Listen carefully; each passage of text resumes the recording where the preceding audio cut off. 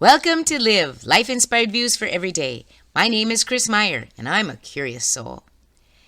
There is a podcast on NPR called The Hidden Brain. Each week at the end of the podcast, they feature a segment called My Unsung Hero, which allows random people to share stories about someone whose kindness left a lasting impression. I look forward to hearing those segments.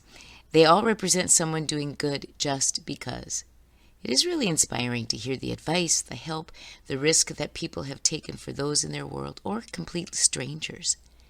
Do you ever sit down to consider or list all those moments in your life when someone has done something like that for you? What would you have to submit to Hidden Brain if you were asked or wanted to contribute to that segment? They might not be life-changing, but they are significant enough that you always remembered them. I remember Yvonne, who was on the ambulance crew with me long ago. She told me that one night she received a phone call from someone who introduced themselves as a classmate in her high school. This classmate told her that her entire family knew about Yvonne. One day, the classmate was at a funeral and ran into Yvonne's brother. Finally, she discovered a way to get in touch with Yvonne again, to thank her for the influence she had in her life. The classmate told her that when she was in school, she always felt invisible to most of her class. One day, the teacher made some comment that humiliated her. Yvonne stood up for her and told the teacher that she was not being very kind to that classmate. Well, the classmate thanked Yvonne over and over. That moment gave her value, and she said it changed her life. After they hung up, Yvonne went to her high school yearbook to look for the classmate. She could not even remember seeing her or one thing about her. But that act of kindness made a lasting mark in the life of the woman who had called Yvonne on the phone that night. Have you ever had people thank you for something you could not recall doing?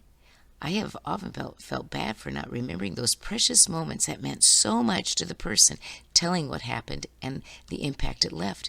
But actually, if you think about it, shouldn't that be a good thing? It would mean that doing the right thing, the acts of kindness, the standing up for someone being oppressed, teased, or ridiculed, going out of your way to help should be just such a habitual reaction, a way of living that you wouldn't even think of acting any other way, and therefore would find it impossible to remember all those interactions or right things. When we do the same things over and over, the dendrites in our brains make pathways so you can do things without thinking about them. If we do the right thing enough times when we see someone in need, some kind of need, we should respond automatically. In fact, it should become ingrained enough that we won't even be able to say no to that urge to assist someone's need. My friend Katie Wilfred gave me a quote by Brooke Hamp that really resonated with me. It goes, "Surround yourself with the risk takers, storytellers, creators, truth seekers, artists, adventurers, and dream makers. But mostly, surround yourself with the people who draw that same magic out of you." In life, do we gradually develop friendships and relationships that mirror or reflect who we are or strive to be? Epictetus, the Greek philosopher, said, "You become what you give your attention to." I wonder if the same is that with relationships. In the Lion King movie, Simba sees himself in the pond and thinks he is looking at his father, who he loved, admired, and aspired to be like. What if we looked in the proverbial pond and put the face of one we admired and aspired to be like? With enough time and intention, could we reflect not the image, but the image of the same kind of character? I have but one question. Why would we not want to?